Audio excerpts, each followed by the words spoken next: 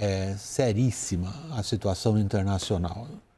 A gente já previa, aqui você acompanhou, mas hoje foi formalizado essa ilegalidade.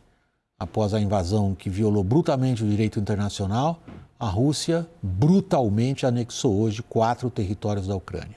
São agora parte oficial da Rússia, um ato que ninguém reconhece. Em resposta, Volodymyr Zelensky, presidente da Ucrânia, solicitou a adesão acelerada à OTAN. Primeiro a gente confere na reportagem da nossa correspondente, Heloísa Vilela, e a gente volta para a análise. A TV russa mostrou o que chamou de festa em Luhansk para comemorar a anexação do território à Rússia. No Kremlin, o presidente Vladimir Putin assinou os documentos junto com os líderes das 4 áreas, que somadas representam 15% do território ucraniano. São os territórios de Kherson, Zaporízhia e as regiões separatistas de Donetsk e Luhansk. Putin marcou a manobra com um show de música pop e um discurso no qual garantiu que vai vencer a guerra e destacou que o único caminho para a paz seria a Ucrânia suspender todas as atividades militares.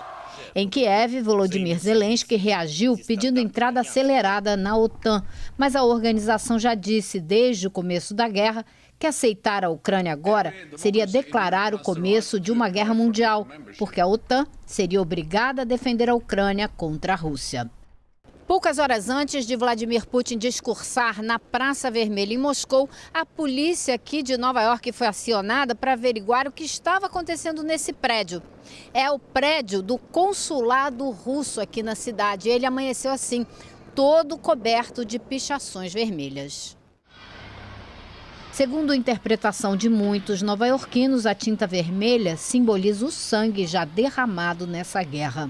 Na ONU, a Rússia vetou uma resolução que condenaria o país pela anexação das 4 regiões da Ucrânia. Brasil, China, Índia e Gabão se abstiveram de votar. A embaixadora dos Estados Unidos disse que vai levar a resolução à votação na Assembleia Geral da organização. O secretário-geral da ONU, Antônio Guterres, considera a anexação dos territórios ucranianos uma intensificação perigosa do conflito.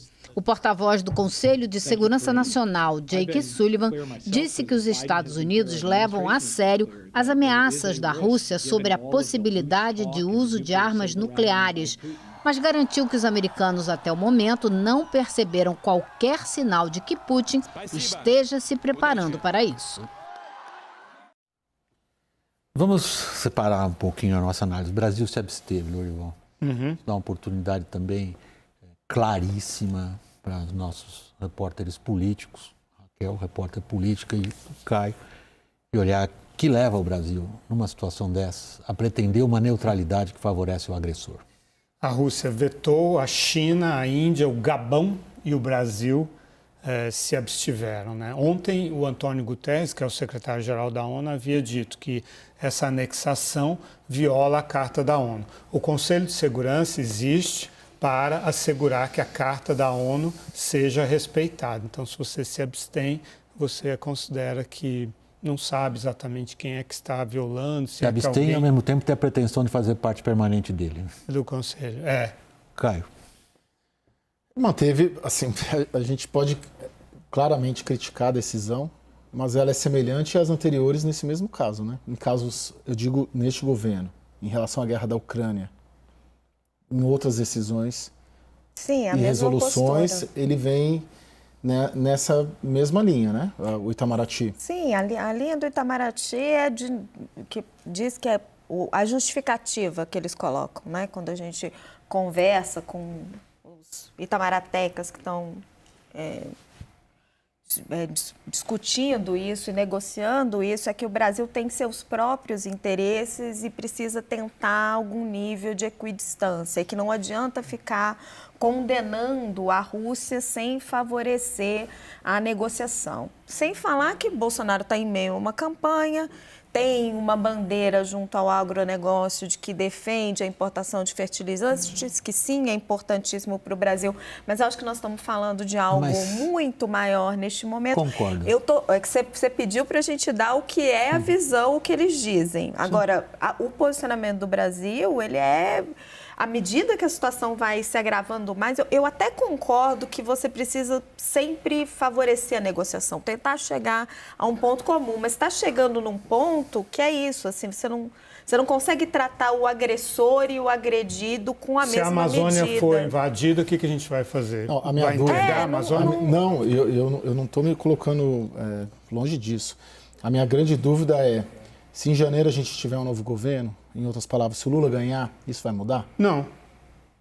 Então é uma linha histórica do Itamaraty. Não se trata de uma política tradicional da diplomacia brasileira em situações parelhas. Nós nunca tivemos nessa situação, no fundo.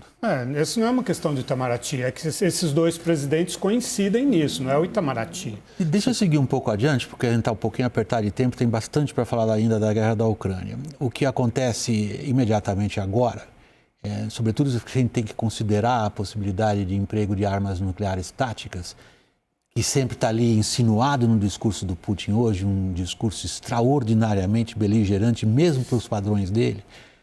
Tem coisas decisivas no campo de batalha, com grande impacto provavelmente nas decisões políticas. Então, em primeiro lugar, gostaria de trazer aqui mapas mostrando uma situação militar atual muito desfavorável do ponto de vista da Rússia. Essa projeção do mapa, eu espero que funcione bem. Em primeiro lugar, vocês têm aí as regiões que estão sendo hoje oficialmente anexadas, mas o que eu quero trazer para vocês aqui é a situação em torno dessa cidade Liman, que vocês veem um pouco acima na sua tela. Ali nós temos um detalhe mostrando o que está acontecendo neste momento no campo de batalha. Os ucranianos conseguiram romper a linha de frente russa, que é muito fina, muito tênue e muito longa, de mais de 1.000 quilômetros. E estão cercando o que até aqui foi um dos pilares da frente de combate russa. Essa cidade é um importante entrocamento ferroviário e dela depende o ressuprimento de homens, de material e principalmente de munição dos russos, ou seja, eles estão cortados e cercados. Se Liman cair, cai um setor inteiro da frente russa, não é gozado falar frente russa aqui nesse contexto. Prosseguindo, os problemas para os russos, como vocês estão vendo, eles não são basicamente apenas o de gerar a força de combate. O problema principal deles é cadeia de comando, suprimento, logística e moral dos combatentes. E o moral dos combatentes russos é um enorme problema. Nós estamos tentando ilustrar isso para vocês agora. Vamos lá, primeira ilustração. Com essas últimas derrotas, 2 dos blogueiros russos mais empolgados com a guerra, esses 2 cidadãos aí, fugiram do país para não serem convocados nessa mobilização parcial. Os 2 têm canais no Telegram muito populares e até aqui foram entusiasmados propagandistas desta tal de operação militar do Putin. Prosseguindo, outro sinal importante da pouca disposição do combate dos russos, você confere agora com imagens do campo de batalha. Esses registros são de material pesado russo simplesmente abandonado. 40% de tudo que os russos perderam em carros de combate, artilharia pesada, veículos de comando e controle, interceptação eletrônica, até mesmo artilharia antiaérea, foi por abandono.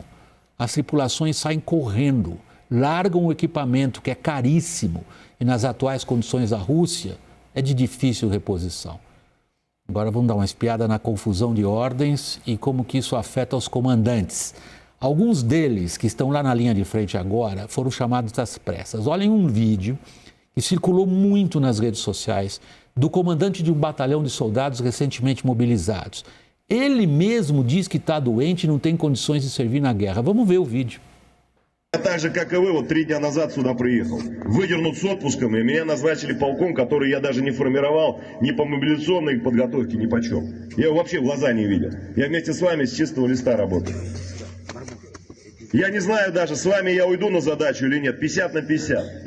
Если есть такие, которые там имеют позвонковые грыжи, пластины в голове и так далее, насколько он мне сказал пока, это категория В по медицине. Это значит, вы призываетесь во время мобилизации, все равно подлежите ей.